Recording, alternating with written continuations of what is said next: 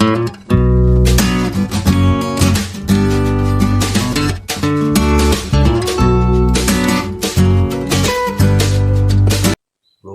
योग गीता में आप सभी का स्वागत है। आज हम लोग सबसे पहले हनुमान जी की वंदना। श्री गुरु चरण सरोज रज निजमन मुकुर सुधार, वर्णो रघुवर विमल सूर्योदय प्रचार, बुद्धिहीन तनु जानकी सुमरो पवन कुमार, बल बुद्धि विद्या दे मोहि हरहु कलेश विकार। जय हनुमान ज्ञान गुण सागर जय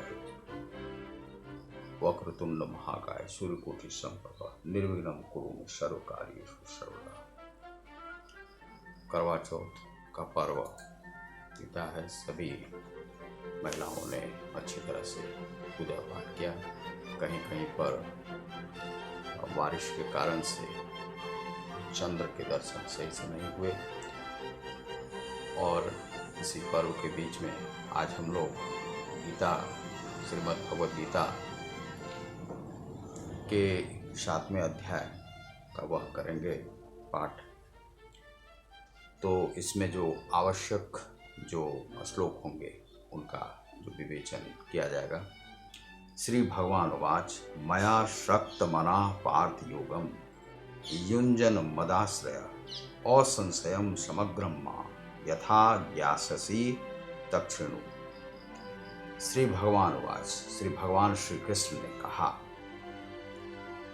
आसक्त मन वाला पार्थ हे पितापुत्र अर्जुन, योगम आत्म साक्षात्कार युंजन अभ्यास करते हुए समग्रम पूर्णतया ज्ञास्यसि जान सकते हो तत् वह शृणु सुनो।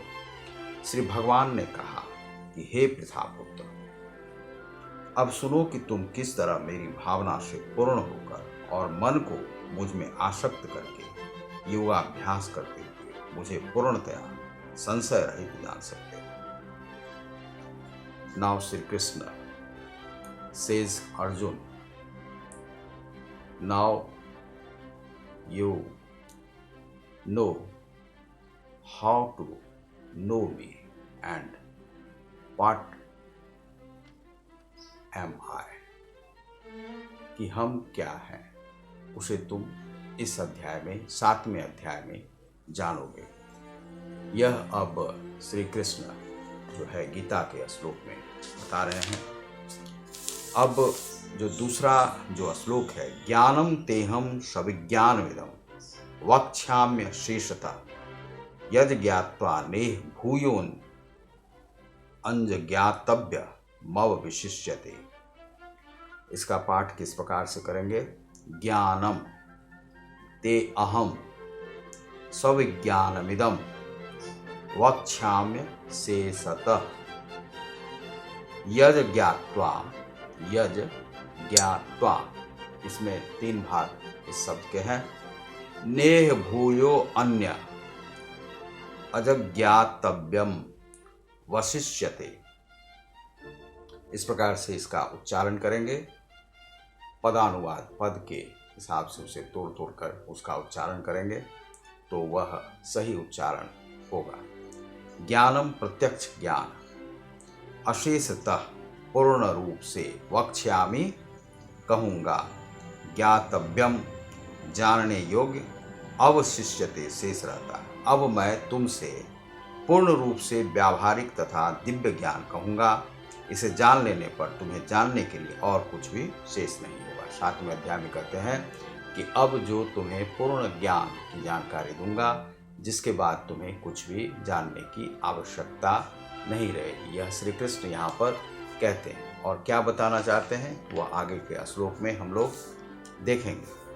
और अगला जो तीसरा श्लोक है उसमें कहते हैं, मनुष्याणाम सहस्रेषु कश्चिद्यतति सिद्धये यततामपि सिद्धानां कश्चिन्मां वेत्ति तत्वतः।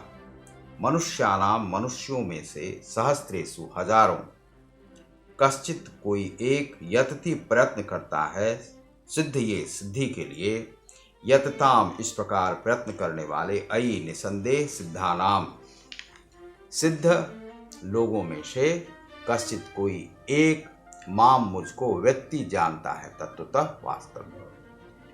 कि मनुष्यों कई हजार मनुष्यों में से कोई एक सिद्धि के लिए प्रयत्नशील होता है और इस तरह सिद्धि प्राप्त करने वालों में से विरला ही कोई एक मुझे वास्तव में जान पाता है।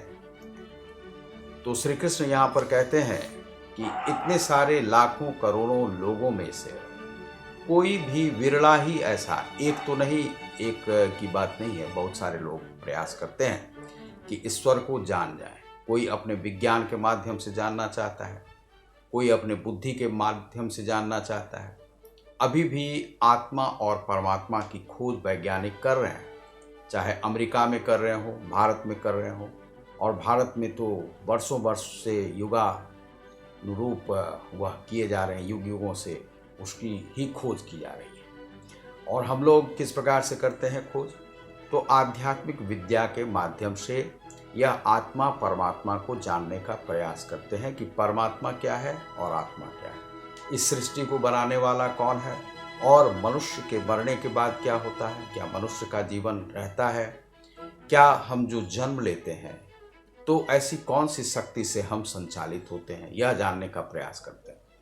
तो श्री कृष्ण ने कहा है कि लाखों करोड़ों लोगों में से कोई विरला ही ऐसा होता है जो कि ईश्वर को जानने का प्रयास करता है, श्री कृष्ण को जानने का प्रयास करता है, या माँ भगवती को जानने का प्रयास करता है, श्री हनुमान जी को जानने का प्रयास करता है, राम भगवान को जानने। जो भी ये जो ईश्वर है, यह भारत भूमि है जहाँ पर कि अनेक ऐसे ईश्वर उत्पन्न हुए हैं, और वे उत्पन्न इस प्रकार से हुए हैं कि मानव रूप में ही नर से नारायण बने हैं। यहाँ पर हमने ईश्वर को नहीं देखा, लेकिन नर को नारायण बनते हुए देखा है। चाहे राम भगवान है तो राम की कथा भी विशद कथा है। उस कथा में जो राम है, राम नर के रूप में जन्म लिए, बाल लीला किया। श्री कृष्ण जो है नर के रूप में जन्म लिए, बाल लीला किया। बाल लीला करने के बाद हनुमान जी का भी आप जन्म देखते हैं, आपने टीवी सीरियल वगैरह में देखा होगा कि उन्होंने भी बाल लीला की और सूर्य को किस प्रकार से लील लिया। तो इस प्रकार से जो भारत भूमि में ही ऐसी विशद व्याख्या आपको मिलेगी जहाँ पर कि नर में ही नारायण बनते हुए देखा। अभी कुछ दिन पूर्व इस प्रकार की एक समस्या आई थी कि जिसमें कहा गया था कि कुछ लोगों ने, जो साईं बाबा है, साईं को ईश्वर का दर्जा नहीं देना चाहते थे। हमने उस समय कहा कि चूंकि यह भारत भूमि है, भारत भूमि का एक एक नर ईश्वर के समान है और उसे ईश्वर के रूप में तुम्हें देखना होगा। हर कंकर में तुम्हें ईश्वर को देखना होगा और तुम्हें जानना होगा कि जो साईं है, साईं के दर्शन ही बताते हैं कि वह ईश्वर का दर्शन है। और साईं महाराज के प्रति जितने भी वह विवाद पैदा किए जा रहे थे, उसको हमने शांत करने का प्रयास किया और वह शांत हो गया, चाहे वह अखबारों के माध्यम से हो या जिस भी प्रकार से हो। तो सरकार ने उस पर अंकुश लगाई, क्योंकि भारत भूमि में ही ऐसी विशद व्याख्या मिलती है कि जिसमें नर ही नारायण बनता है और भारत भूमि का कण कण जो है ईश्वरमय है, वहाँ पर ईश्वर का वास है। चाहे आप ऋषिकेश चले जाइए, हरिद्वार चले जाइए, आप जहाँ भी जाएंगे, चाहे प्रयागराज चले जाइए, बनारस की भूमि में चले जाइए, आप जिस भी भूमि में जाएंगे वहाँ पर आपको ईश्वर के दर्शन होंगे। और जो भारत भूमि है वह सरल है। सनातन धर्मी लोग कैसे हैं? बिल्कुल ही वसुधैव कुटुंबकम का भाव जिनके अंतस में भरा रहता है।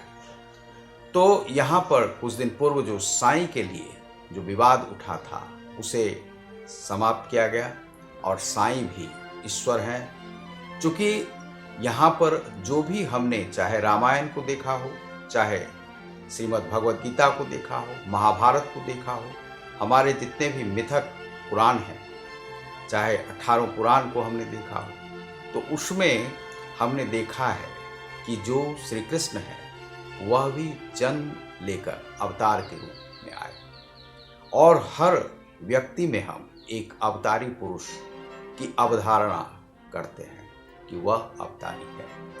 और लेकिन क्या होता है कि इस संसार में लाखों करोड़ों लोग ऐसे आए हैं जो ईश्वर के विषय में इसलिए नहीं जान पाते हैं और जानना चाहते हैं क्योंकि उसे कठिन मार्ग समझते हैं। कठिन मार्ग समझते हैं कि योग में कौन जाएगा, क्रिया योग में कौन जाएगा, और क्रिया योग करने से क्या होगा, क्योंकि यहाँ पर प्राप्तव्य को ध्यान में रखा जाता है कि हमें प्राप्ति क्या होगी।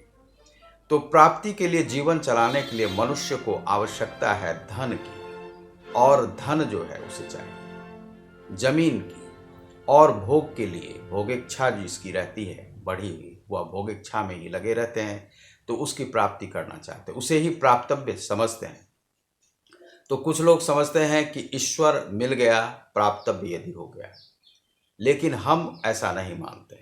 हम ऐसा मानते हैं कि यदि कोई भिक्षाटन भी कर रहा है तो उसमें भी हमें ईश्वर के दर्शन होते हैं, और जीव के जितने भी चाहे 84 लाख जीव हों उसकी भी हम हत्या देखते हैं या हिंसा देखते हैं तो हमारी आंखें नम हो जाती हैं। इसलिए हो जाती हैं कि हर जीव को ईश्वर ने जन्म दिया है, और ईश्वर ने जब जन्म दिया है तो उस जीव की हत्या करने का किसी को भी अधिकार नहीं है। तो इसे लोग वैष्णव मत मानते हैं। भारत में इतने सारे विभाजन हो चुके हैं, धर्म में ही शाक्त धर्म, शैव धर्म, इतने सारे विभाजन हुए, लेकिन ईश्वर में कहीं भी अनेक होने की बात नहीं की गई है। बताया गया है कि ईश्वर एक है, और यहाँ तक कि ईश्वर अल्लाह सबको एक ही माना गया है। एक ही शक्ति, ब्रह्मांड का संचालन एक ही शक्ति करती है। तो श्री कृष्ण ने कहा है कि इतने लाखों करोड़ों में से कोई विरला ही होता है जो ईश्वर को जानना चाहता है। वास्तव में अपनी भौतिक इच्छाओं की पूर्ति में लोग लगे रहते हैं, और वह ईश्वर को जानना नहीं चाहते हैं। वह सोचते हैं कि आज जो हम देख रहे हैं यही हमारा सच है, यही हमारा कल भी होगा।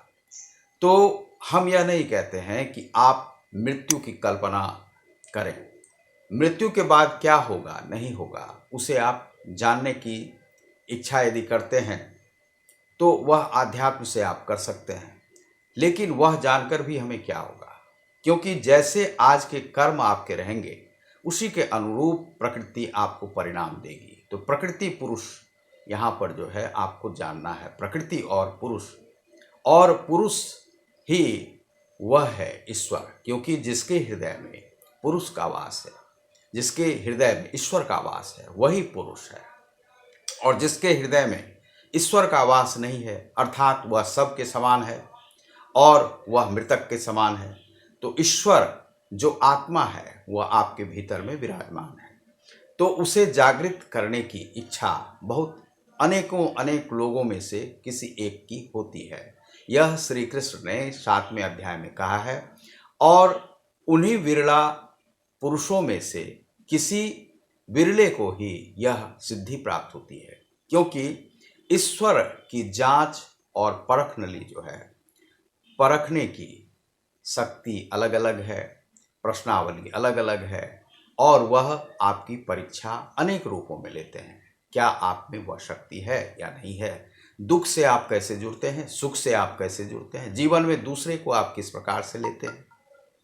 तो हमारे पिताजी थे, उन्होंने कहा कि तुम्हारे जीवन को हम दूसरे रूप से देखते हैं, तुम्हारा वह नहीं है कि ये पैसे मांगो, वह करो, यह करो, अलग ही रूप में तुम रहते हो हमेशा अपने, और भी जो हमारे बच्चे हैं वह किस प्रकार से आते हैं। लेकिन हम अपने सिद्धांतों को लेकर के बचपन से ही चलते आए हैं, और उन्हीं सिद्धांतों को लेकर के चलते रहे हैं और चलते रहेंगे। झुकाने का बहुत प्रयास किया जाता है, यह संसार है, संसार में झुकाने का, लेकिन जो दर्शन मुझे अच्छा लगा हम उसे ही करते हैं। जो कर्म हमें करने हैं वही करने पड़ते हैं, हम किसी के झुकाव में नहीं आते। बहुत सारे लोगों ने कहा कि यह कीजिए वह कीजिए, उसके सलाहकार बनिए, लेकिन जहाँ पर भी हम हिंसा देखते हैं उससे हम अपने को अलग रखते हैं। तो मानव जीवन में है, बहुत सारे संगी साथी मिलते हैं, लेकिन क्या उन संगी साथियों का ही बात मानना आवश्यक है? संसार को क्या ज़रूरत है, लोगों को क्या ज़रूरत है? ये भारत भूमि आध्यात्मिक भूमि है। यदि हम विवेकानंद को फॉलो नहीं कर पाते हैं तो किसी भी महान पुरुष को तो फॉलो करें इस जीवन में। और यह गीता जो है धर्म दर्शन है, इसे हम क्यों नहीं फॉलो कर सकते हैं? तो गीता को फॉलो कीजिए। और श्री कृष्ण ने कहा है कि विरले में से, बहुत सारे अनेकानेक में से विरले ही जानने की चेष्टा करते हैं, और उन विरलों में से किसी एक को ही यह सिद्धि प्राप्त होती है, और बहुत सारे कम से कम लोग रहते हैं जो कि सिद्धि को प्राप्त कर पाते हैं। कुछ लोग बीच में ही छोड़कर चले जाते हैं योग दर्शन। तो इस प्रकार से आप जो है यहाँ पर 7वें अध्याय में आप देखेंगे ग्लोबल योग गीता में इसी के अनुरूप आपको प्रश्न भी दिए जाएंगे कि 7वें अध्याय की शिक्षा क्या है। 7वें अध्याय की शिक्षा क्या है, यह प्रश्न है। What is the main meaning of the 7th lesson of Shrimad Bhagavad Gita. तो इस प्रकार से आप इसका जवाब इंग्लिश वर्सन के जो लोग हैं वह इंग्लिश में देंगे, और ईमेल आईडी पर आप उस जवाब को देंगे, आपको अंकांकन दिया जाएगा, और आपको मार्कशीट भी आपको दिए जाएंगे। आपके जो सारे जब प्रश्नों के आप उत्तर दे देंगे, 4 इसमें जो है सो प्रश्न पत्र बनाए जाएंगे, और 4 प्रश्न पत्र के आपके उत्तर आपके आने हैं। ये ट्यूटोरियल्स क्लास है, ट्यूटोरियल्स क्लास में आप इसके उत्तर दे सकते हैं। ये धर्म दर्शन की कक्षा है जिसमें कि गीता के अनुरूप आपको चलना सिखाया जाता है। बहुत बहुत धन्यवाद, नमस्कार।